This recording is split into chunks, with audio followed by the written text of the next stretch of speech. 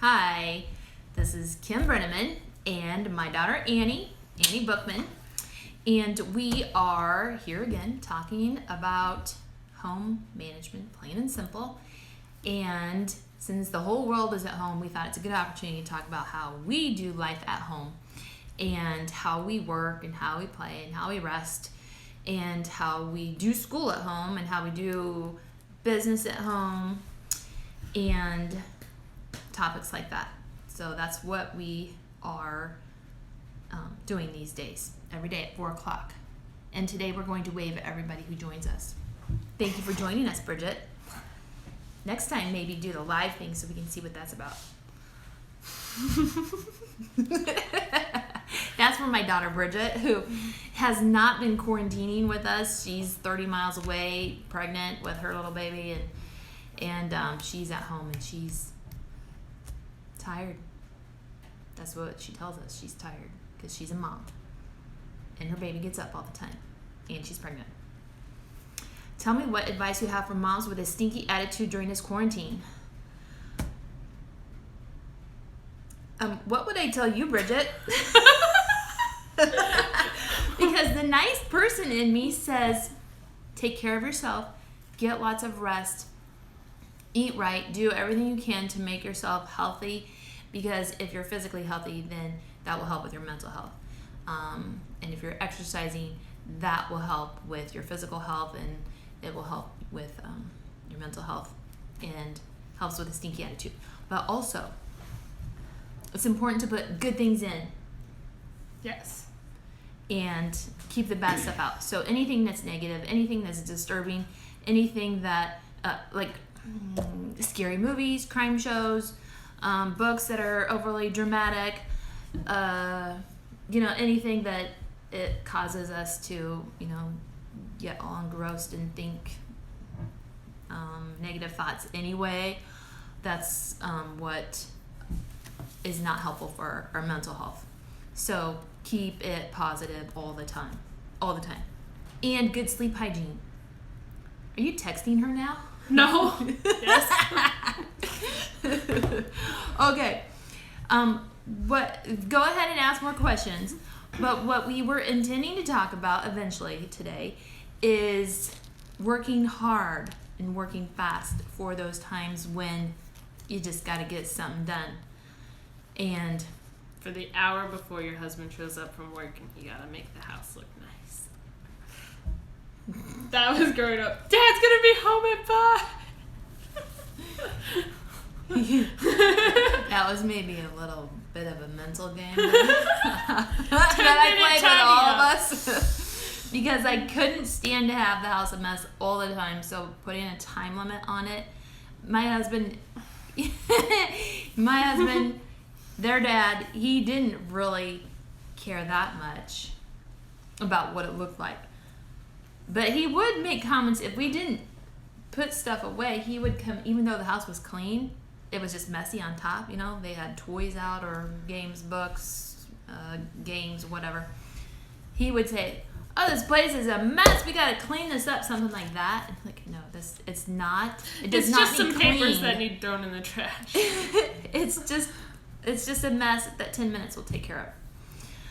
But that 5 o'clock time or 5:30, whatever time we use to have stuff done. Everything has to be done by this time. And then it'd be a mad scramble when you see him pulling down the road. And you're like, Dad's almost here! Everyone hurry! We weren't listening to Mom! We had all day to do it, but...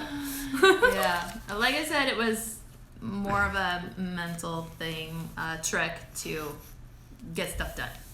So I'm a fan of that kind of thing for you when you have to work hard and fast, is to set a deadline. A deadline, yeah. A deadline. Having an actual deadline of like someone showing up obviously helps more than just setting yourself a deadline. Like, I want to be done by this point, because then you have a little more flexibility with it. Yeah, and you can move it around. But if I know that we are going to have company, say, we're going to have people over for dinner, we're going to start doing this again. We used to have tea parties every Thursday at 3 o'clock, I think. Yeah, I think so. And anyway, that was a time when we would clean the house and make fancy food and set a pretty table. And that kind of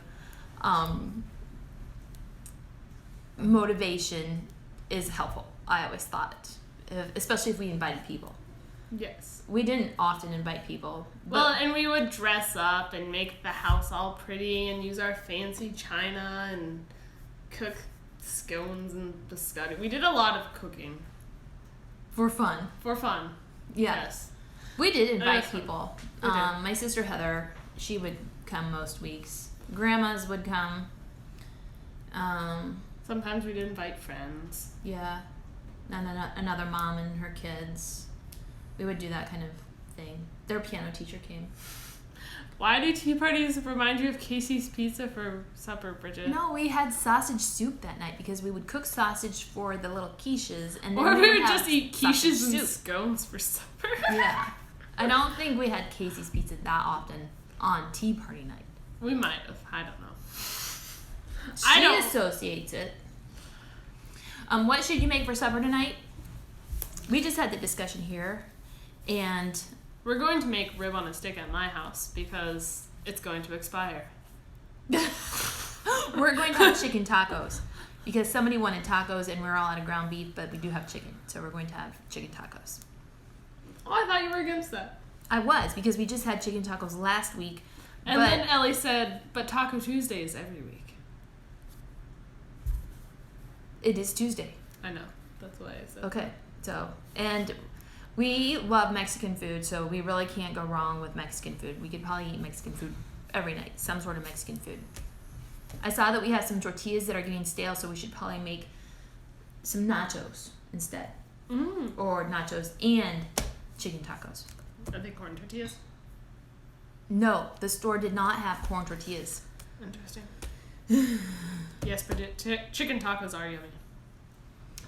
Yes. So back to working hard and fast. What motivates you now, Annie, when you don't have a deadline? Every time you say working hard, I think of working hard or hardly working.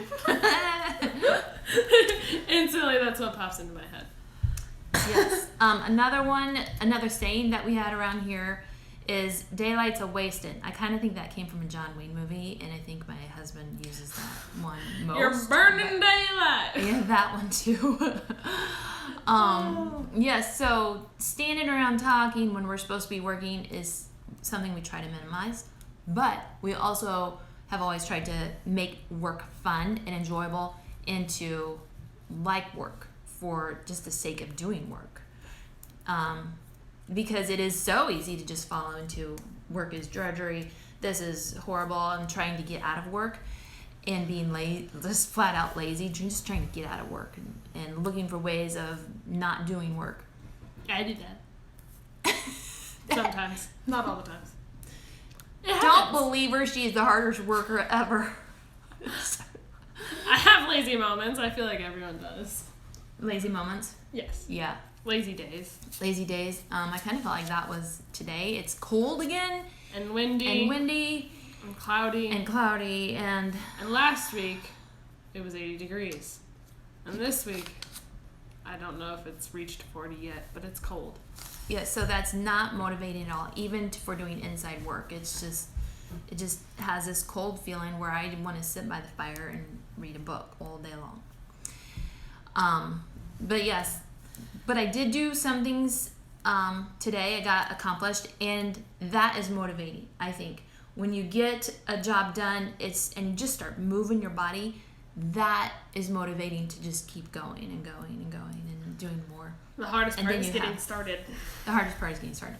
And then you can look back and you've accomplished something, and it Then you feels... just kind of, it boosts your mood and makes you feel better about yourself for the day. Like, well, I at least got this done. Yeah, If I think I didn't even do said anything it. else, I got this one thing done. I said that at least 3 times in the last hour.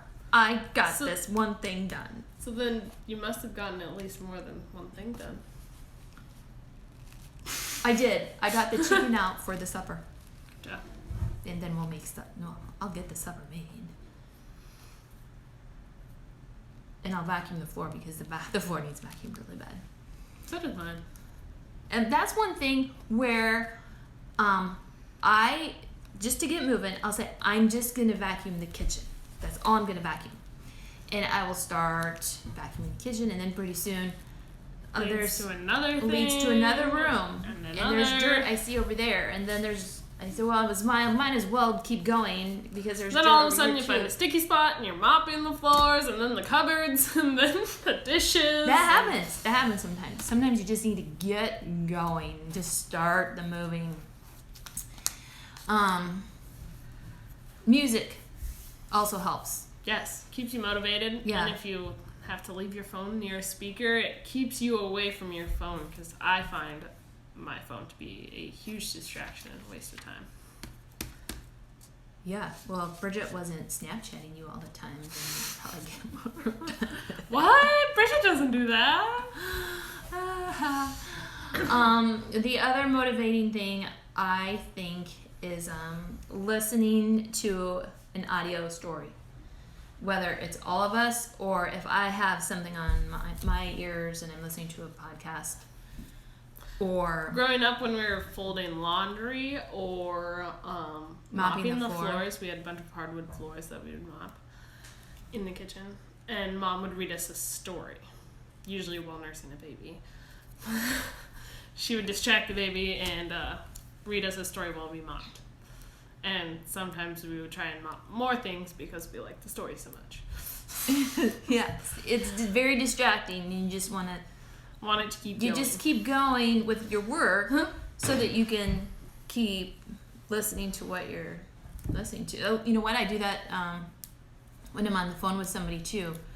I will just start dusting or wiping windowsills or floorboards or something that doesn't require brain power, but I'm doing something with my hand and I'm talking on the phone at the same time. Pretty soon I've done a whole lot of work and I didn't even know it. And it's not real. I mean, I don't think that's not work that requires brain power, so it's easy to just do. Or loading or unloading the dishwasher, same thing you can do when you're talking on the phone. So anything that is distracting is helpful, I think. Or when we're working, just talking with whoever you're working with keeps you moving because you're doing something and you're being entertained at the same time with your conversation. Joking, laughing, that kind of thing. Yes. Yes. Anything to add, Annie? No, I don't think so. What I've seen with my kids is they work better most of the time. They work better when they're working with someone. If they're alone, they really kind of struggle with. If I have stuff to do at my house, I'll try and bring a sibling along just because I don't like working alone. So maybe it's, I don't know. When they lived in a different state, I kind of learned how to work alone, and then they came back, and now it's like, oh, well, I need you for this project, otherwise I can't do it at all. When really I could. It'd just take a little longer. Yeah. If you have the option of bringing someone along, why not have someone riding the tractor with you? Yeah. I've seen that a lot around here. Big kids coming to get little kids just to have someone to talk to and, make it more interesting. And it's more fun to work together. Yeah, it's just more fun to work with somebody. And growing up in a large family, you never really worked alone. No. I always had them buddied up, but, if it wasn't all of us doing work, I paired them up.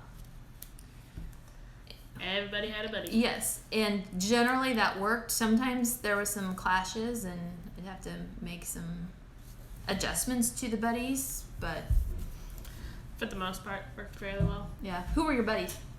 I had Ellie and Matthew. Did you ever? Except, were you ever a buddy? I mean, the younger buddy? I don't remember ever being the younger buddy. And Annie's not before. Yes. And I always liked being paired up with the babies because I liked babies. And I don't know. You did good. Distracting them. Yeah, you always did good. Who'd you say? Ellie and Matthew? Mm-hmm. Okay. Who did you have, Bridget? Are you still on? Who did Bridget have? I think she had Bronwyn. Yes. I think Brock had Brooke and Brant had Brian. Yeah. And then I had Ellie. And then, I don't know, maybe Bridget had Ellie and Bronwyn when Matthew was born. I know she had Ellie for a while. Mm-hmm. I remember that. But having that buddy system, big kid paired with a little Bridget kid. said everybody. And she doesn't. Bridget was also always very good with the babies. They both were. Yeah. So that's all for today. If you have any questions, send me a message. Go to our website, Home Plain and Simple, and put your email in so you get access to the free resource library. You will also get a weekly newsletter that has helpful tips and tactics and strategies. And I have a new ebook that is a quick start guide that will help you plan your days for better efficiency and to get more done, to be more pleasant, so life isn't So go download it. a struggle. Yeah. It's the price of a cup of coffee. So if you haven't had any Starbucks for a while, then you can spend that money on how to make your life better at home. Ta-da. There you go. Ta-da! So, Home Plain and Simple. Thanks for joining us today.